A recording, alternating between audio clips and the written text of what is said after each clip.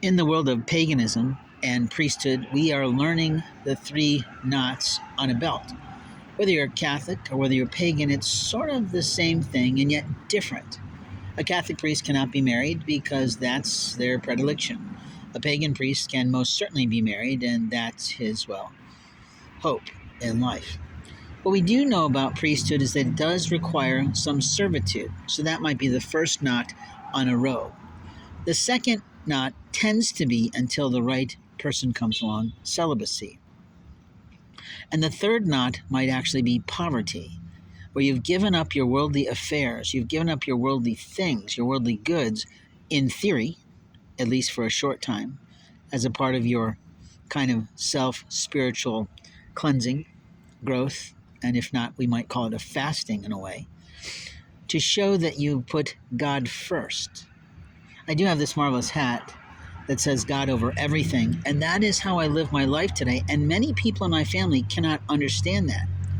They, for some reason, thought that for the many years that I spent underneath my father and mother's tutelage, that common Christianity within them and their teachings didn't rub off on me.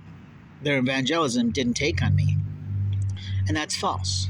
But the truth is, it was two women in my life, possibly three, that maybe even four, that completely changed my spiritual growth. My Japanese spouse, of course, of 20 years, was a Buddhist and became a Buddhist Christian, or Christian Buddhist, however you want to look at it, because of our relationship. And we did just fine celebrating all the aspects of those religions as a family of biculturalism and bilingualism.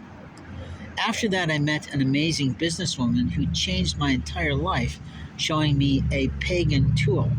And that pagan tool is often utilized a little bit differently by regular priests in the Catholic ministries or the hermitages, but they would probably use their rosary beads to access their angels.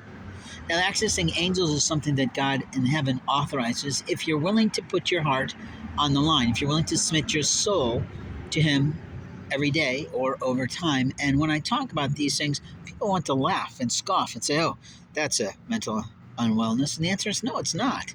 Our entire fucking country was founded on faith practices, on the desire to pursue God in a way that was different than it was practiced back home in England or Germany or Italy or wherever the hell these people came in from long, long, long ago, when we were facing the Indians and other challenges of the Midwestern states and along the borders, you know.